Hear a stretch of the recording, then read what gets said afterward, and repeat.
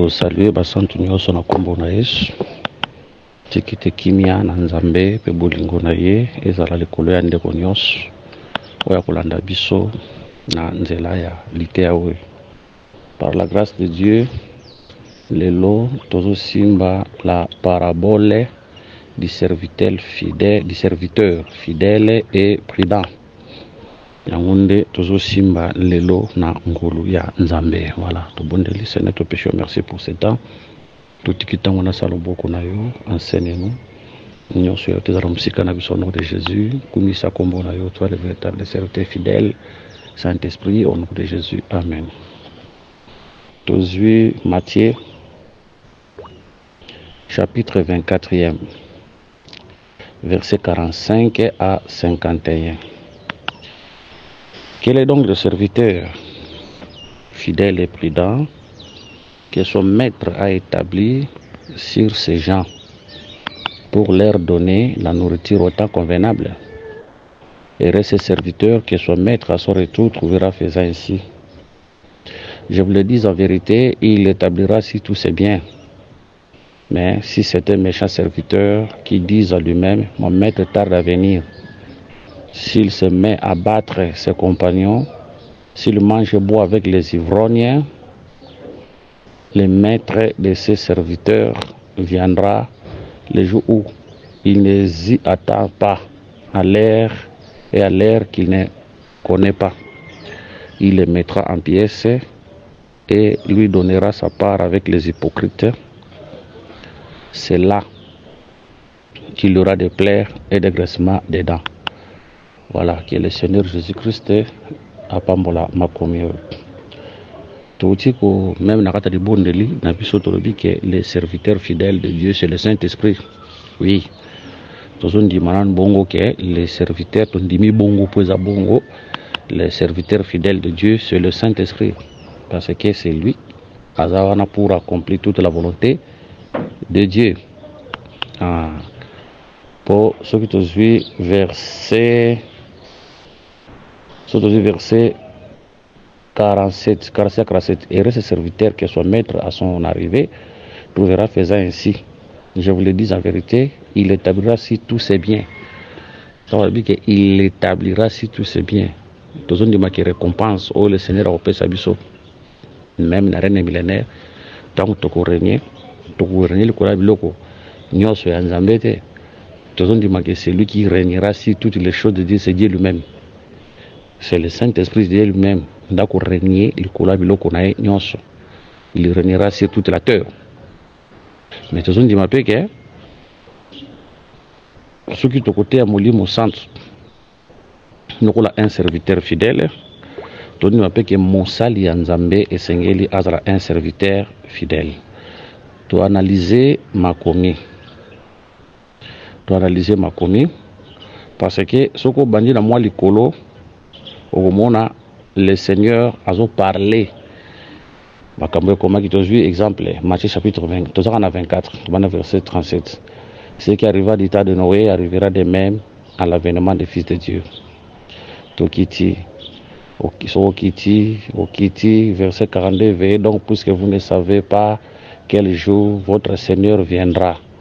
Sokiti, donc c'est pour dire que le Seigneur est en train de parler sur les choses. Oyo koma ki yamabe, oyo ekokoma pe natan oyo biso tozalelo.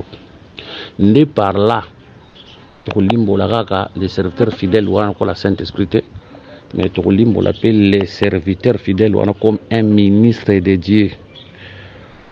Comme un ministre de Dieu, où Nzambe a établi l'ikolo assemblée locale pour na koeba ko batela musala nae.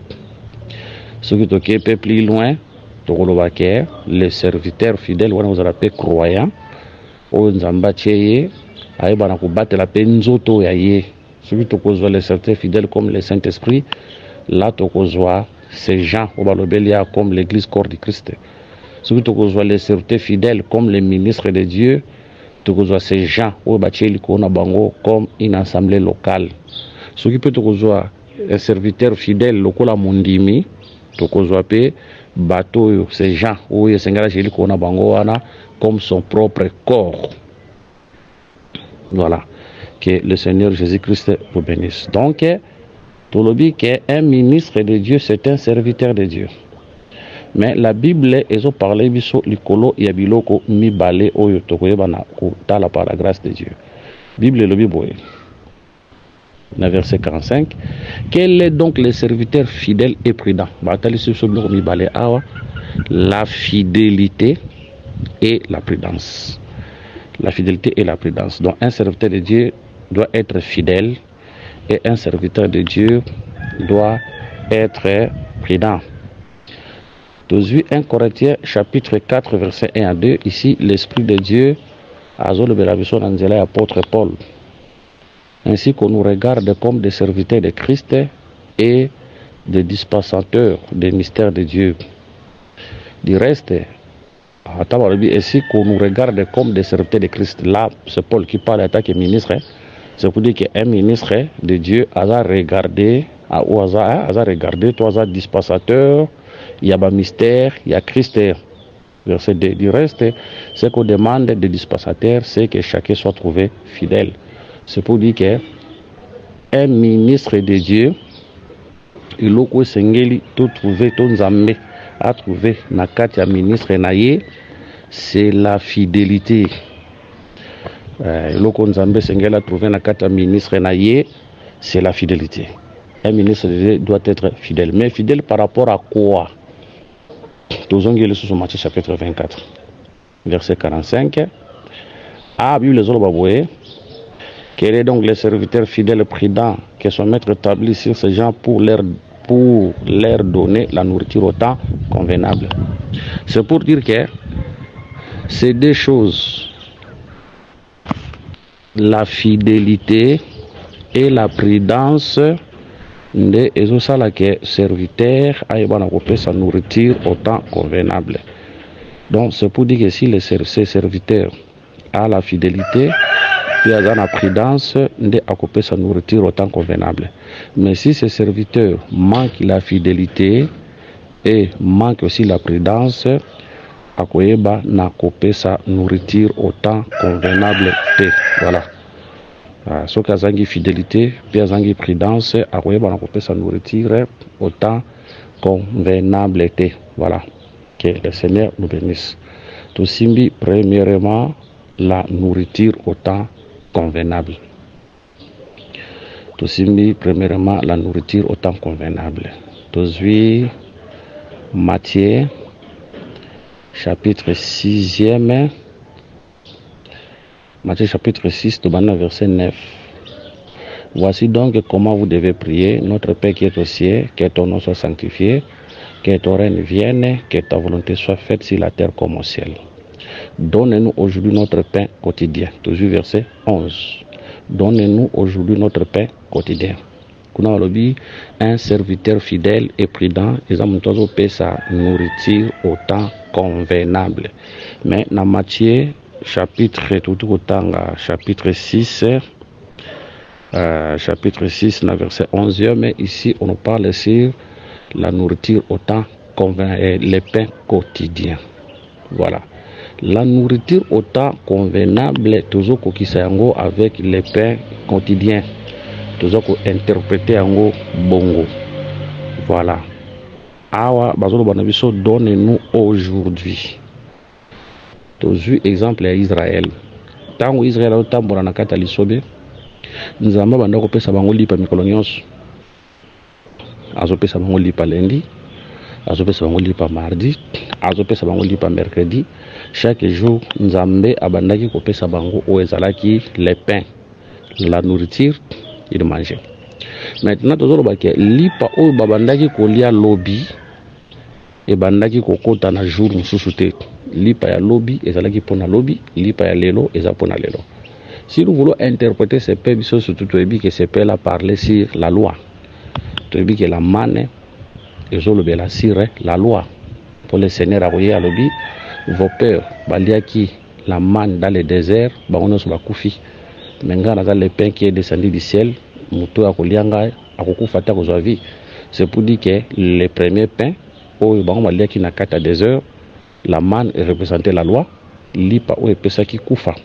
Mais le deuxième pain oyo le Seigneur azali oyo utina likolo oyo azopesa là c'est la grâce.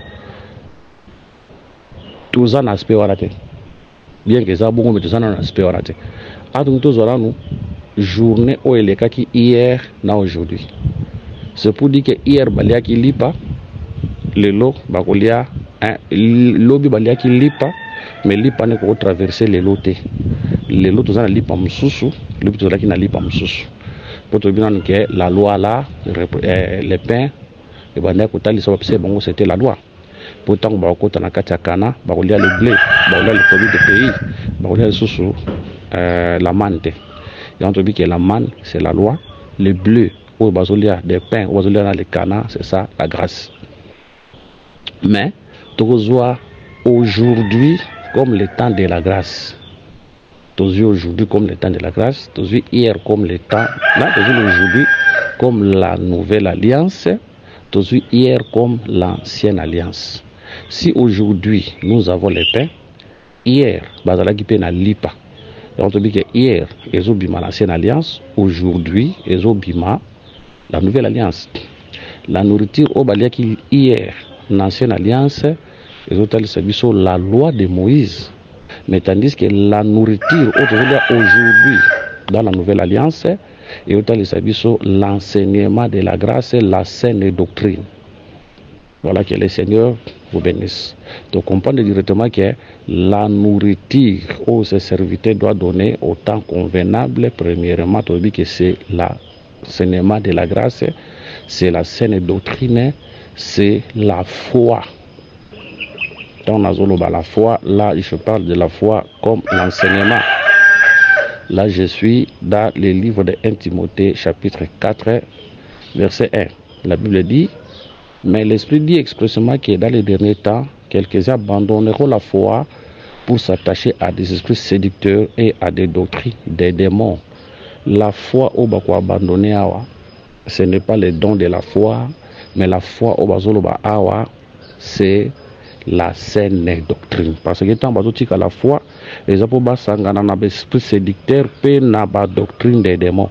Cela veut dire batiki la doctrine de Christ et pendant que nous sangana la doctrine des démons. Donc les serviteurs fidèles et prudents, ils ont la nourriture au temps convenable. Or la nourriture au temps convenable, ils ont l'été à Oyo, Bisso, Tozotea. Lelo, c'est la saine doctrine, la prédication prêchée par les apôtres. Quand nous avons un aspect yaliboso, oui, nous avons un aspect yaliboso. Mais regardez ce que frère Paul a dit dans 1 Corinthiens chapitre 15e, à verset 1. Je vous rappelle, frère, l'évangile que je vous ai annoncé, que vous avez reçu, dans lequel vous avez persévéré et par lequel vous êtes sauvés, si vous le retenez tel que je vous l'ai annoncé. Autrement, vous auriez cru à vain. Voilà.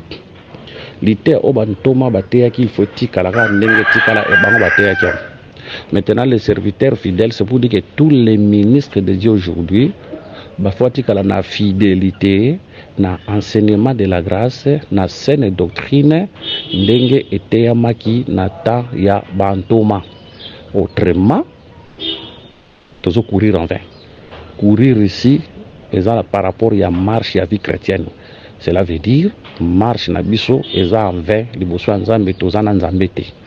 Voilà, que le Seigneur vous bénisse. Wana to simba ki on aspect liboso. Mais to kita na aspect mususu pona kotalisa que la nourriture au temps convenable, c'est ça aussi le pain quotidien. Tant to simbi yango na aspect à révélation to simbi to bimisi yango comme la saine doctrine. Mais attention, tout ce qui a un aspect on a été, faut qui taper pour nous le la nourriture au temps convenable. Et ça le là un berger, oiseau beaucoup là, de brûler à autant de sabango. A dit que na minute il faut balia matiti, na minute il faut ba la maille, na minute il faut na paix sabango. Mon peut faire paix sabango mungwa, bon surtout dans l'intérieur, mungwa ça la rappelle le traitement. Pour Nabango. Ici, nous voulons dire que la nourriture convenable, c'est la saine doctrine. Oui, c'est bien. Mais la nourriture convenable, l'aspect mususu, tokosimba yango pe, eza quoi les messages au nzamba lingi pour ce peuple natawana. chaque assemblée a une réalité spirituelle à traverser. Chaque assemblée a une réalité oyo azako traverser pour cet temps-là. Maintenant, quand le Saint-Esprit donne les messages, à couper ça les messages par rapport à assemblée n'assemblée. Donc c'est pour dire que la nourriture convenable ou soit le pain quotidien, et ça que monter à bondeli, nzamba ebisie que les lots au côté exemple sur la repentance, soit les lots au côté sur l'enlèvement, soit les lots au côté sur le jugement de Dieu, soit les lots au côté sur la foi. C'est ça. Et ça c'est qu'un prédicateur, quand il était à mon compte, moi je connais un prédicateur, tant que là qui n'a pas d'amitié, tous à ça maintenant protestant, tous les banques qui sont en chorale. Bon, bah il s'agit pas pas maninga aussi que comme on a monnaie sur le canal là. Bon, bah il s'agit dans le bosso que les gens montent ils m'ont boyé, et na matanga, à terre réalité à musuti à terre kasi le dit commandement. Ne bah il s'agit. Un jour na va na baninga na moni azo le canal ba été. Muninga mo il s'agit bien. Moni moteyo à terre kaka na matanga no si le dit commandement. Ah, na se souvenir le kumba il s'agit ngai. Et quoi arrivé ngai pe na ke pour se couper dans orchestre mo boyé na église mo protestante. Donc matanga tato komi na matanga mbala mona moni ya telemi bande kuso ya bisinga ba monde nga telemi na autaka si le dit commandement ati pe si le dit commandement ngapi tato kina matanga msusu na moni ele susu na bisim de komso na monde nga telemi autaka si le dit commandement to kina matanga msusu autaka si le dit commandement te un prédicateur fidèle eza mutoyo azokupe sa nourriture autant convenable. Et nous avons que ceux qui sont l'assemblée locale na bino bando te asi l'enlèvement ba bien l'église mususu côté pesi l'enlèvement tes arabons. Dieu donne la nourriture dans chaque assemblée na ndenge ya lingi par rapport à temps bazo l'exercice sur le plan spirituel et sur le plan social. Même tant que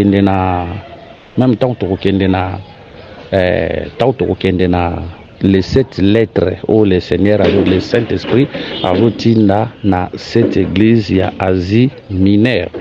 On remarque que c'était le même esprit où a parlé na cette église ya Asie mineure, mais on remarque que le message na bango bandaki ko kesana ba récompense na bango bandaki kesana, bien que quand nous allons interpréter ces messages to misala récompense to misaka récompense moko qui est Christ lui-même. Mais on remarque que présentation ya Seigneur na chaque église kesana qui ne c'est comme ça qu'on se présente comme les témoins fidèles, ne c'est comme ça qu'on se présente comme celui qui était mort qui est ressuscité, puis ba reproche na bango et kesana qui ensemble azwaki message ou concernant qui est pour natawana. Parce que lorsque nous interprétons ces églises-là, les 7 églises, les chiffres 7 pas aussi la totalité. Nous avons aussi la totalité de toutes les églises de Dieu. Mais à ce temps-là, parce que ces églises-là ont existé, l'église wana 7 existent. C'est pour dire que c'était les pains quotidiens pour chaque église. C'était le pain quotidien pour chaque église. C'était le message convenable et à temps. Le Saint-Esprit, le véritable prédicateur, les certains fidèles, on appelle ça qui pour chaque église natawana. Pour chaque église natawana. Voilà pourquoi un prédicateur, avant de prêcher, doit prier que le Seigneur lui donne les messages. À des fois, ce qui message exact au Vandi, que les autres ministres montent pour prêcher. On prêche quand on a un message. La connaissance et que c'est un message. La connaissance c'est au nyonso au tozui na makolo ba papa na biso au nyonso le Saint-Esprit azo pesa biso na ndela ba méditation personnelle, c'est que l'esprit est en train de nous révéler nyonso on a ça la connaissance du prédicateur. Mais le prédicateur n'est pas obligé à matasser la chair à kamata nyonso que le pesa donc ba bengi muto ke ndotea alors bon na otea bon sur l'enlèvement côté enlèvement ils a mabete mais à la nzambe nda biso tea sur l'enlèvement. Voilà pourquoi nos prédications aujourd'hui, et ça qui toque on a mato humain, ils ont transformé via batouté, batubazo bikate, parce que ce sont des messages aux opes manatan ou nzamba lingiti. Batubazo commis pour ne la matéa. Voilà, que le Seigneur vous bénisse. Mais maintenant, balobi, non seulement sur la fidélité. Donc la fidélité, c'est là que nous devons rester fidèles na ou bantoma bateaki. tout se détourner dans l'ité à bantomate pour biso za l'ité à sikatokomi sale la te biso l'ité to kutika o bantoma bateyaki yango biso pe to kotea donc to za na l'ité ya sikate o biso to koyeba na osalela. Voilà que les Seigneur bénisse. Va parler non seulement de la fidélité, va parler aussi de la prudence. Donc un prédicateur, un ministre de Dieu doit être prudent par rapport, parce qu'il y a la prudence et la fidélité et la prudence par rapport à la nourriture autant convenable. Toujours écriture moko, tout dans le kanda il y a proverbe. Proverbe albi boye. Proverbe, tout dans le kanda il y a proverbe. Toka eloko yo proverbe, l'esprit de Dieu nous dit dans le livre de Proverbes. Proverbe chapitre 22 verset 3. Proverbe chapitre 22 verset 3. L'homme prudent voit le mal et se cache, mais les simples avancent et sont punis. Ah bah c'est pour ça que l'homme prudent voit le mal et se cache, mais les simples avancent et sont punis. C'est pour dire que les simples mais l'homme prudent lui voit le mal et il se cache. Et l'homme prudent c'est parce qu'il a vu le mal. Or pour il faut avoir les yeux. Ce qui peut interpréter l'écriture, c'est pour dire que l'homme prudent a les yeux, mais tandis que les simples manquent les yeux. Donc que l'homme prudent a batama et a mis sous pour ce qui a mis se permettre à mona mabe ou les liboso pe abatami. Mais un homme simple n'a pas Dieu. Donc il y a ce monaté, il y a la Bible le dit que à cause de la punition. Je comprends ce que si je vais interpréter, l'homme prudent voit le mal et se cache, mais les simples avancent et sont punis. C'est pour dire que le mal que l'homme prudent voit ici, c'est la punition. C'est le jugement. C'est la punition, c'est le jugement. Parce que l'homme, avant d'être puni, il doit premièrement être jugé. Bah, jamais qu'on punir Moutou, ce qui va juger était. Donc, il faut juger Moutou, ne pas punir. Tu comprends que le mal que l'homme prudent voit, c'est le jugement dernier. Or, pour voir le jugement dernier, il faut avoir les yeux. Or, les yeux, c'est la lumière, c'est la révélation. Ah, tu comprends qu'un ministre prudent, c'est un ministre qui a les yeux, qui a la révélation. Mais un ministre oisa prudent, cela veut dire c'est un ministre oisa na révélation te akokwe na jugement dernier. C'est pour dire que Tambazolo Bakia, qui est ce serviteur fidèle et prudent, c'est pour dire qu'un ministre de Dieu, un prédicateur de Dieu, la fidélité. Pourquoi la fidélité? Il doit rester fidèle na oyo ba papa bateyaki. Akotika la fidèle na oyo ba papa bateyaki. Yango ko remarquer Moïse na Exode je crois chapitre 24 akosala hôtel Moïse akosala à chaka 12 pierres hein? Maintenant si je peux retrouver écriture Moïse a sali hôtel où Moïse a sala qui a chaki 12 pierres. Exode 24 verset 4. Moïse écrivit toutes les paroles de l'Éternel.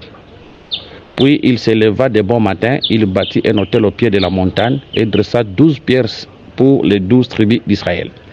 Ça, c'est ce que Moïse fait. Mais tant que Élie a kouya, Élie pas koucha 12 pierres, n'enge Moïse a chaki. Parce que Moïse a ma papa na Israël, lui qui a donné la loi. Mais tous les prophètes devaient les répéter. Pour Moïse, comme les prophètes majeurs de l'ancienne alliance, tous les prophètes devaient les répéter, devaient rester fidèles na Mobieko. Même tant où Elias Kangalikolo, c'est par rapport à la loi de Moïse. Tant où Israël a Jérémie a prophétisé qu'Israël a obtenu la captivité, c'est par rapport à la loi de Moïse. Or, aujourd'hui, le véritable Moïse, c'est le Saint-Esprit, le prédicateur fidèle. Tous les ministres de Dieu, c'est que nous devons répéter, tous les ministres de Dieu, c'est qu'ils vont répéter, hein, tous les ministres de Dieu, c'est qu'ils vont répéter, Oyo, le Saint-Esprit, aïbaki na ko aibina côté ya nanjela ya bantoma. Ça c'est par rapport à la fidélité. Mais par rapport à la prudence, c'est pour dire que un homme peut voir le mal de loin. Azana misu, les yeux c'est la lumière, c'est la révélation. Pourquoi un ministre et Sengala peut ça la nourriture autant convenable? Parce qu'il a les yeux, il voit la punition, il voit le jugement. Maintenant, prudent qu'il est, il que ce qui n'a pas facilité convenablement par rapport à tango na cause la puni, par rapport à Proverbe chapitre 22 verset 3. Na cause la puni, cela veut dire na quoi na jugement dernier, cela veut dire je serai rejeté quand le Seigneur akoya. Quand le Seigneur va venir. Voilà. Donc la prudence, c'est la révélation. Ouais, il y a un danger. Il faut pour continuer. Verset. Tant on a verset 47, je vous l'ai dit en vérité, il établira sur tous ses biens. C'est pour dire qu'un prédicateur fidèle, un prédicateur prudent, à cause de la récompenser, na retour à Seigneur, à cause de la récompenser, parce que Sali Moussala Nzambe, Ndenge Nzamba Lingi, et puis à Salaki Moussala Nzambe na prudence Seigneur, cela veut dire qu'il y a mon acquis danger. Voilà pourquoi il devait prêcher pour il avait danger. Il y a une interpellation de ministre surtout les autres. Les ministres de Dieu aujourd'hui prêchent des choses mais qu'il y a un danger. Ils ont les bosso, le mal. Et à liboso, la punition, le jugement dernier, et à liboso. Les prédicateurs montent sur la chair aujourd'hui, kobetana mabanga sur la chair, mais les prédicateurs ne savent pas qu'il y a un danger aux de la biso. C'est pour dire que les maîtres de la maison reviendront un jour. Mais quand les maîtres de la maison vont revenir, il jugera chacun de nous selon ses œuvres. Il jugera chacun de nous selon ses œuvres. D'ailleurs, Bible auteur s'assure que les prédicateurs seront jugés sévèrement. Aujourd'hui, je crois, Moutazoro Bango et frère Jacques, si je ne me trompe pas, a lobby que les prédicateurs seront jugés sévèrement. Si je peux trouver cette écriture, mais ce qui n'a vu en côté, je croyais que Toyebi en go. Bon, on a côté. Voilà, mais frère Jacques Alobi qui est à la carte n'a pas été pour tes serviteurs parce que les prédicateurs seront jugés sévèrement. Wana ndenge frère Paul Alobi que les prédicateurs seront jugés sévèrement. Voilà. Toleki, nous avons toujours dans Matthieu 24, toujours verset. Aussi ici, verset 46. 46, c'est la récompense. C'est la récompense. C'est pour dire qu'il y a un prédicateur qui prêche dans la fidélité et dans la prudence, il sera récompensé dans le retour du Seigneur. On a verset 47. Verset 48. Mais si c'est un méchant serviteur qui dit à lui-même, mon maître tarde à venir, c'est pour dire qu'un méchant serviteur, le Seigneur akoya leloté, le Seigneur tar azoumela aoyate. C'est lui-là un méchant serviteur. Dans verset 49, Balobi, s'il se met à battre ses compagnons, s'il mange et boit avec les ivrognes, un méchant serviteur, lui le dit que c'est celui qui mange et boit avec les ivrognes. Manger et boire, et ça les soumete. Kolia, olé, comme la maï, et ça les soumete. Mais ici, quand on dit manger et boire, et ça dans le cadre à côté, c'est le plaisir de la chair, hein, le plaisir charnel. Parce que tant que tu as à l'elipa, à meli vigno, et ça pour nous autres on a SCP là, parce qu'il est écrit les vins réjouit les cœurs. C'est pour dire qu'un méchant serviteur, c'est un serviteur qui vit dans le plaisir mondain, dans le plaisir charnel. Il y a un méchant serviteur. Un serviteur, on doit vivre dans le plaisir charnel, dans le plaisir mondain.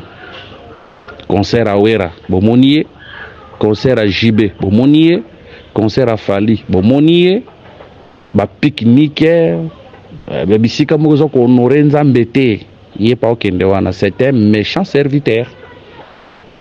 C'est un méchant serviteur.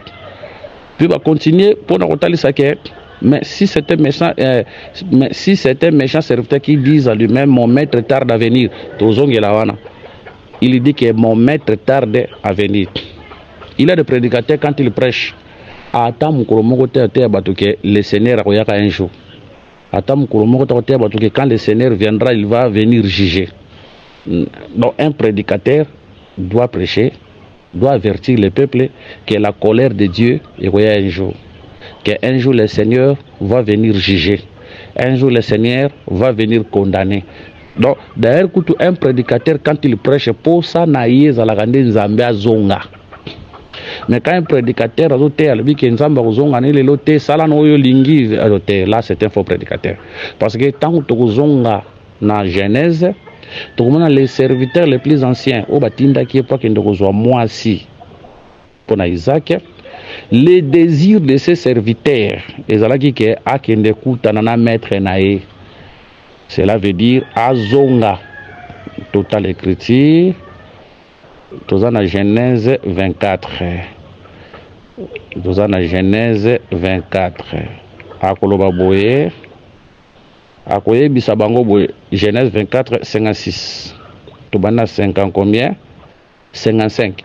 Les frères et la mère dirent que la jeune fille reste avec nous quelque temps, encore une dizaine de jours, ensuite tu partiras. Il leur répondit, ne me tardez pas, ne me retardez pas, puisque l'Éternel a fait réussir mon voyage, laissez-moi partir et que j'aille vers mon Seigneur. Donc, pour ça, il y a les serviteurs les plus anciens, ils ont qui akende comme nanana mokolo naye, nankolo naye. Donc, les désirs des prédicateurs, de tout terre pour ça, chose là qui soit zonga. Donc, sur la terre, nous sommes des passagers. Sur la terre, nous sommes des pèlerins. Mokiles à la bisoté. Toza pour un temps. Il y a Israël, à haute Égypte, à côté désert, mais finalité à Cana. L'Égypte, c'est le monde, c'est Toza qui. Mais le Seigneur à Kangoli Biso, Toza dans le désert. Vous avez lié d'enseignement, lié de formation. Mais l'objectif, c'est le Cana, c'est ça le ciel. C'est pour dire qu'un prédicateur. Pour ça, que le Seigneur Jésus-Christ a zonga. Tout ce que nous voyons sur la terre et que vous allez comparable était le Seigneur a fait sa vie. Sur la Nakata désert, il y a le soleil. Nakata désert, Mo ezali, souffrance ezali, Nabutu malili, na moi, mais chaleur, mais tant que vous côté nakana, kuna chaleur vous allez malili vous allez parce que tout là Nakata banda ko matériaux durables. Oui, tonga na boko ya mutute. Hein? Oui, tongami na maboko ya mutute. Voilà. Voilà. Donc un prédicateur doit désirer le retour de son maître. Cela veut dire le retour de notre Seigneur Jésus-Christ. Va continuer, le verset 49, le verset 48. Mais si c'est un méchant serviteur qui dit à lui-même, mon maître tarde à venir, s'il se met à battre ses compagnons, s'il mange et boit avec les ivrognes, s'il mange et boit avec les ivrognes, ivrogne eza muto alangwa masanga, le Saint-Esprit lobby, na monoko frère Paul, ne vous enivrez pas du vin, c'est la débauche. Donc cela veut dire il y a une loi, c'est la sainte doctrine, où pekisi muto alangwa masanga. Mais un ivrogne ne respecte pas cette loi. Lui, il boit et il s'enivre. Par là, je comprends qu'un ivrogne, c'est celui qui ne craint pas Dieu. C'est pour dire qu'un prédicateur de l'évangile a quitté kovanda kotambola na bato babanga kanzambe te. Et si ka bato bazo banga nzambe te, un prédicateur a kokende wana te. D'ailleurs, ne vous enivrez pas du vin, c'est de la débauche. C'est pour dire qu'un prédicateur de Dieu a recouvert de bateau à débauche. A recouvert bateau à mon avis à débauche. Un prédicateur a recouvert la bonne moté. Un prédicateur a recouvert dans bateau à langue à masangate. Mutalangwe Masanga a contrôlé la sous maloba na été. Aloba n'importe quoi. Akolo même bêtise na kata munoko na epo na c'est normal. Mais un prédicateur a vendre na kata bato ndengwana te. Bato bazo langwa Masanga. Bato baza bref to sangisi bango comme les gens de mauvaise vie. C'est simple aujourd'hui hein, pour détecter les faux prédicateurs, les méchants. Au monde bango bazalaka toujours na bato a mabe.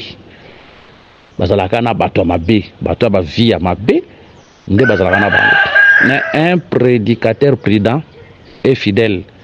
Un prédicateur prudent et fidèle a dit que son maître a kendaki pour la liberté, il va revenir un jour. Tu as dit que le Seigneur Jésus-Christ était parti, mais kendaki pour la liberté, mais à cause un jour. Mais voilà pourquoi pour na kobanga kanda na yé, to koyi ko vanda te avec les gens de mauvaise vie.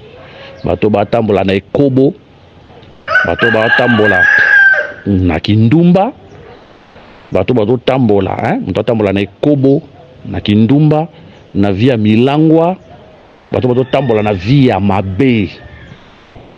Toko fanda na bango sika mokote, toko collaborer na bango te. Ces gens-là existent aussi dans nos familles.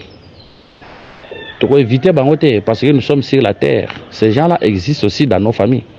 Dans nos familles, nous avons aussi déjà des ivrognes. Dans nos familles, nous avons des impudiques. Nous avons des dilitaires. Nous avons des bateaux dans la vie à Mabé. Nous avons la Badiamba. Bamelidiamba. Bateau vie à Mabé. Nous avons des familles. Nous avons évité bangote parce que ce sont des frères. Nous avons des familles. Mais le problème est que c'est mon frère. Mais je ne peux pas participer à ces mauvaises actions. Je ne peux pas participer à ma camoune à ma béouanate. Wana zolo banakaya ba obazana kata ba famille propre. Toko solo là, toko vanda, toko beta masolo, so bilo ko liezali toko lia, mais je ne peux pas participer na kata makamuna yewana ya mabe. Au contraire, il faut na te aye atika makambona ya mabe à revenir na kata nzela ya Nzambe. Attention. Je vais chercher une écriture. Ce qui n'a pas trouvé en haut, mais ce qui n'a pas moni en haut, gloire à Dieu. Naza prida, naza prida, na luka yango na nebi pourquoi je dis ça. Na luka yango ce qui n'a pas mona, voilà, na moni en haut te. Moi et puis na loba écriture wana ezate que Dieu. Oh là là, Nzamba Sunga. Ok, que Dieu nous aide. Nazuango, nakanisa ke ezali maloba ya batu meze écriture Nzambe. Merci. Proverbe chapitre 13 verset 20. Proverbe 30 20. Celui qui fréquente les sages devient sage, mais celui qui se plaît avec les insensés s'en trouve mal. Celui qui fréquente les sages devient sage. Qui est un sage? Bible répond la crainte de l'Éternel est le commencement de la sagesse. Bon, tokenan teto matatu kenye na ba révélation que mutako fréquenter ba sage ko masato simina na sur le plan doctrinal parce que par rapport à exhortation tozana yango. Celui qui fréquente les sages devient sage. Or Bible dit que la crainte de Dieu est le commencement de la sagesse. Nous avons la sagesse selon le monde et nous avons la sagesse selon Dieu. Frère Paul, poussé par l'esprit, a dit que la sagesse de ce monde est une folie devant Dieu. La sagesse à Moukilo, tout le monde a bakabelo. La sagesse à Moukilo, tout le monde a tambola bakiti ba pantalon ba sous-vêtement libanda. La sagesse à Moukilo, tout le monde a bati bilo matoi na lolemu. La sagesse à Moukilo, tout le monde a batu bazo tambola batie ba gourmet na makolo batie ba biloko matoi na zolo. Ça c'est la sagesse de ce monde. La sagesse de ce monde nous dira que ceux qui moi na mobile ya koli ya comité la ba 20 ans ebina no moi cité akoka mkongo passe ceux qui pendengeni. C'est la sagesse de ce monde. La sagesse de ce monde nous dira que mobile leka na nzungu moko te, cela veut dire faut zana ba makango ebele. C'est la sagesse de ce monde. C'est pour dire que s'il y a la sagesse de ce monde, il y a aussi la sagesse de Dieu. La sagesse de ce monde est diabolique. La sagesse de ce monde, c'est la mode. Tout ce que nous voyons, la mode, toujours mode. C'est ça la sagesse de ce monde. C'est la sagesse de ce monde. Autre quinoiserie. Hein? Quinoiserie, c'est makambo malamu na kata quinoiserie, c'est makambo mabe na kata ba quinoiserie. Ba langage à batamokili. Nentozo comme micro bazol bao lamba lia toyate. Ça c'est la sagesse de ce monde. Un prédicateur ne peut pas tenir ce langage devant la chair. C'est la sagesse de ce monde. Mais la sagesse de Dieu aussi existe. La Bible dit que la crainte de l'Éternel est le commencement de la sagesse. De comprendre que la crainte de Dieu, c'est la sagesse. Celui qui craint Dieu, c'est celui qui est sage. Voilà. Donc c'est pour dire que nous devons fréquenter les hommes qui craignent Dieu. Nakandeko Patrice ayemi nzembo moko ana raison koyemba nzembo wana alobi yo kokamwa te yo musala nzambe bamona kotango nyonso na ndako nganga yo musala nzambe bazomona na ndako nganga mais toi un serviteur na ndako nganga okesani yo un serviteur bamona ko na babar yo un serviteur ozaka na ba concert à mokili yo un serviteur à tout moment avec les païens, hein? Un serviteur de Dieu. Ici, nous parlons aussi de la fréquentation. Celui qui fréquente les sages devient sage. Attention. Et belé balongola ka bazemi po batambola ka na bato balongola ka bazemi ba pesa bango ba conseil à mabe. Et belé ba mela diamba po batambola ki na bato bazo mela diamba ba pesa bango conseil à mabe. Et belé baza na prison à makala po batambola ki na bato ya mabe. Et belé bazui ba sida ba koti mabele po batambola ki na bato ya mabe. Elingo bateke tokokufa te tokokufa mais na ta nzamba bongisa ke tokufa non c'est le buzoba ya marche na biso. Nous savons que le Seigneur va revenir un jour. Mutei penza donc ya tambola neka na bato mabe. Hein, ya tambola neka na bato mabe. Et c'est simple pour comprendre que c'est un faux. Parce qu'il y a des faux, il y a des vrais. Un prédicateur ya tambola na bato mabe avant d'aka na bato mabe. Et ça la bongote. Un serviteur déjà tambola na bato mabe avant d'aka na bato mabe. Non non non non non. Les ivrognes, ce sont des gens qui ne craignent pas Dieu. Baza bato ya débauche. Bible lobi boye continue. Mais si c'est un méchant serviteur qui dit à lui-même, non, non, non, non, Jésus verset 49.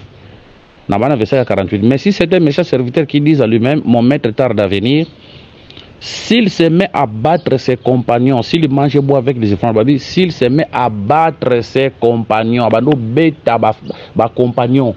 Ici, les compagnons, baza un ministre, bon, tout dit maquet, nakati ya assemblée locale, ba ministre baza la kaibele, mais biso toza bato yo, bazon di maquet. Biso tozon di maquet ba ministre baza ebele mais ezana ministre moko azo kamba. Hein? Ezana ministre moko oyo azo kokamba. Ce qui te suit, Romains chapitre 16 verset 21. Timothée, mon compagnon d'œuvre vous salue. Timothée alaki ministre, alaki évangéliste. Alaki moi n'est pas Paul, mais alaki fait ministre, alaki évangéliste. C'est pour dire que les compagnons, premièrement, un ministre a dirigé, pour te dire, ils ont abandonné comme sous baroba qui l'église est dans le collège, mais surtout confesser à bon côté. Parce que mon collègue, le Saint-Esprit, a qui le dit que Pierre est le 11. Pourquoi Pierre à part est le 11? C'est pour dire qu'il y a un conducteur qui doit diriger. Maintenant, on va dire que Paul, a Timothée compagnon, c'est pour dire qu'un ministre peut diriger, mais Pembeni n'a pas un ministre, un compagnon, va travailler dans le les compagnons bazawana, les compagnons baza l'appelle comme les disciples au baza auprès d'un ministre. Hein? Voilà. Les compagnons baza la donc toujours comme un ministre baza travailler dans ministre au Kamba.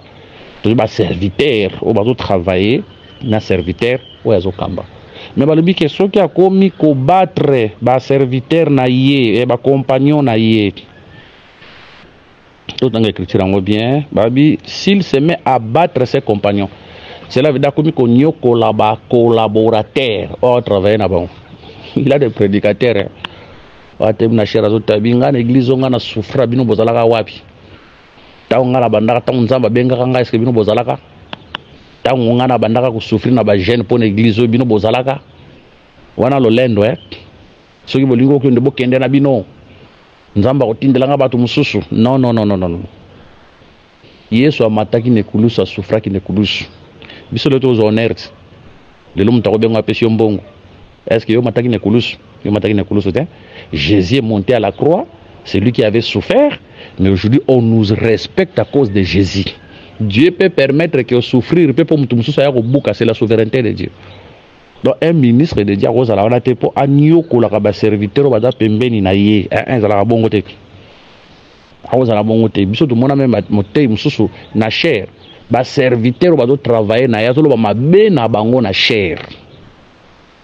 Azolo ma bena bango na cher ezala bongo te. Il faut honorer les serviteurs au travailler na bango. Nzamba da zo bate. O ataboke na bino nzamba kotinda batu mususu. Ezana batu mususu na kati ya vie baza irremplaçable fazo nga wana. Pierre azalaki serviteur. Pierre tango atikaki ababilo biki azongela ki pêche. Yesu alandaki ye na pêche alobete ke lokola Pierre akeya kenene azina makuja ko zomto mususu alandaki Pierre. Il y a des gens qu'il ne faut pas abandonner dans la vie. Les gens abato sengeli kotika te. Les gens abato nzamba pesaka mutu lokola don batambola na mutu wana. Un prédicateur, les gens mutu za ko honorer ba serviteur ba do travailler na ye. Les gens que mbongo no soko tra na église kaye mutu aliaka. O ba dim kaye mutu aliaka. Ba serviteur ba pembene ba mona ke loko te ye moto tamona na ba jipe ye moko aza bien azuki ne ba voyage na ba France na ba États-Unis eza mabete mais tala ba serviteur ba pembene na ye tala ba serviteur mo tam sous serviteur ba pembene na ye na ndako na ta télévision pa mbaza na ngote mais ye moko passer responsable za na mituka ye moko nda voyage aka ye moko non zala bongo te tozui un roi, je crois chapitre 9e. Un roi chapitre 9e. Tozo zoa quel verset? Excusez le temps qu'il y a dans Lukayango. Je crois un roi chapitre 3. Je crois un roi chapitre 3. Oh là là. Bolimbis na luka yango na fouille wa téléphone parce que écriture yango c'est lokola ekima. Ah oza question il y a reine de Seba. OK, 1 roi chapitre 10 verset 1. La reine de Seba a pris la renommée que possédait Salomon à la gloire de l'Éternel. Elle vint pour l'éprouver par ses énigmes. Nakiti elle arriva à Jérusalem avec une suite fort nombreuse, et avec des chameaux portant des aromates, de l'or à très grande quantité et des pierres précieuses. Nakiti, verset 4. La reine de Seba vit toute la sagesse de Salomon et la maison qu'il avait bâtie, et les mets de sa table, et la demeure de ses serviteurs, et les fonctions et les vêtements de ceux qui les servaient, et ses chansons, et ses holocaustes qu'il offrait dans la maison de l'Éternel. Verset 6. Hors d'elle-même, elle dit au roi, c'était donc vrai ce que j'ai appris dans mon pays au sujet de ta position et de ta sagesse. Jomona, reine de Seba et pas Salomon. À côté Salomon dans la sage. Salomon dans la gloire. Masuka kika ke pa ya Salomon te mais tel pe ba serviteur dans la qui peut mener à Salomon. Ndenge babanda ko vanda. Ndenge babandaki kolia, ndenge babandaki kolata. Comment imaginer ka yo moko pasteur ndo liaka bien, ba collaborateur na ba liaka bien te. Comment imaginer ka yo moko pasteur ndo lataka malamu me ba collaborateur no ba ozanga bilamba. Yo moko ndeka pasteur dans ba valise bilamba, o changeaka bilamba du 1er au 30. Bilamba ko latango na jeep ya couleur wana, na chaussure, na micro mukolo wana ya couleur wana. Mais regarde tes serviteurs, regarde tes collaborateurs. Mususu kutazanga ta veste ya pambo ya malampo ala ta mata propre na miso abatu. Mi osana bilamba ba yemba ko ba musicien, ba bwaka yo yonde. Tala esika musala nzamba zolala. ndako kitoko musala nzambe azola tala ndako bien na boyi te musala nzambe alata bien ala na ndako bien mais ba collaborateur na yo pe fo bala ba ndako bien ka yo la na ndako bien ezala te Salomon azalaki na bozui ba serviteur ne pas bazalaki bien ka yo ndola taka bien ba serviteur la taka mabe ora monter comme ça na teva lobi ke moni chaussure na ngai soki na pesi yo oteki yango aux fonds commerce monter comme ça na tv ke omboka na ngai lia ka soki pe biloko 6 kg mais regarde tes collaborateurs ko lia na bango ko lata na bango yo za ba véhicule ata 10 na kata lopango mais ba serviteur no ata vélo ata moto ba collaborateur baza na ngote et tu te glorifies. Tu es un méchant serviteur. Ce qui dit, mais côté, bah serviteur, bah collaborateur, bah yé, bah kata côté qui est ndaraté. D'ailleurs, tu peux ça communiquer, bah yé la rangon ndako. Bah serviteur, côté qui est ndaraté, bah mon narata en côté, yondo zo régner, ou comment nzambe moko boye, la pape moko boye, yondo zo régner. Je ne crois même pas que même l'église catholique, je ne crois même pas que pape ne mutalia bon je ne crois pas parce que bazana ordre bazana hiérarchie c'est tiama déjà bazana molongo c'est tiama déjà mutra futa maka ce qui mbongo côté para bango ba ibine basala mutra futa maka bongo biso to bi que nous sommes l'église de l'esprit yo liaka yo moko mais mataka pe na cher yo moko modéré yo moko interpréter yo moko kombo l'église yo moko sala intercession yo moko tia ba ban yo moko sala l'évangélisation. Quand Dieu te donne des serviteurs, et ça peut bénéficier. Ils ont yomokoté.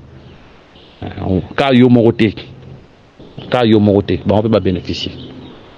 Mais attention, nous devons savoir que le Seigneur a kendaki a rozonga, a kendaki libelate, a rozonga, to ebika ko sarate a rozonga. Yoka kota suka. Bible lobby 49. S'il se met à battre ses compagnons, s'il mange et boit avec les ivrognes, le maître de ses serviteurs viendra le jour où il ne s'attendra pas et à l'heure qu'il ne connaît pas. Verset 51, il les mettra en pièces et lui donnera sa part avec les hypocrites. C'est là qu'il y aura des pleurs et des graissements des dents. Ça c'est le jugement. Batali Sibiso. Batali Sibiso récompense. Il y a serviteur prudent et fidèle. Puis Batali Sibiso châtiment. Il y a un faux serviteur. Récompense, il y a serviteur fidèle et prudent. Et dans le verset 46, et ses serviteurs que son maître à son arrivée trouvera faisant ainsi. Mais jugement à faux serviteur, et dans le verset 50, le maître de ses serviteurs viendra le jour où il ne s'attendra pas à l'heure qu'il ne connaît pas. Il les mettra en pièces et lui donnera sa part avec les hypocrites. C'est là qu'il y aura des pleurs et des graissements dedans. Kozonga Yesu toyebi mukula royate. Toyebi mukula royate. Mtumoko takope sa prophétie lelo ke Yesu akoya na 2030 wana lukuta. Il contredit les écritures. Mukolo Yesu akoya toyebi te mais toyebi ki akoya. Po bilembo nyonso lobaki to mona ekokisama. Toyebi ke le Seigneur akoya. Basi nyonso le Seigneur alobaki ekokisama. Mais bilobi ke koya na ye ko akoya mukolo moko bo akoya brisque. Po to yebi te. Mais tu es la surprise parce que nous avons l'Esprit de Dieu à travers l'Esprit de Dieu. Mais c'est lui qui est dans la distraction si le Seigneur vient maintenant parce qu'il est dans la distraction. Mais tous les raboyés en coloté, tu peux aussi mourir. Le Seigneur a permis de faire le tout le monde a fait le poison, la crise cardiaque. Maladie, plusieurs serviteurs de Dieu, c'est pour dire que nous devons mettre nos vies en ordre devant le Seigneur. Même si elle mais le Seigneur peut te prendre pause à y. Yo komona ki ozana no menzama moni ke musalo na sema belese s'il faut récupérer. Donc les serviteurs fidèles seront récompensés, mais les faux serviteurs seront jugés. Un jugement éternel et ils seront perdus. Que le Seigneur vous bénisse. Ça, c'était l'exhortation par rapport à parabole, il y a serviteur fidèle et prudent. Que le Seigneur Jésus-Christ vous bénisse. Voilà. Kola pambola. Moko na moko oyalani biso. Na ngolu ya Nzambe. To continuer prochainement avec les paraboles de notre Seigneur Jésus-Christ. Bon de la ponabiso, afin que le Seigneur donne la bonne santé, la force, tout ce qui est nécessaire pour prêcher la bonne nouvelle de Jésus. Voilà. Coordonnées Ali, plus 243 99 88 77 333, plus 243 84 22 64 114. Paix en Christ, tout le prochainement la continuité et à enseignement sur les paraboles. Que le Seigneur Jésus-Christ vous bénisse.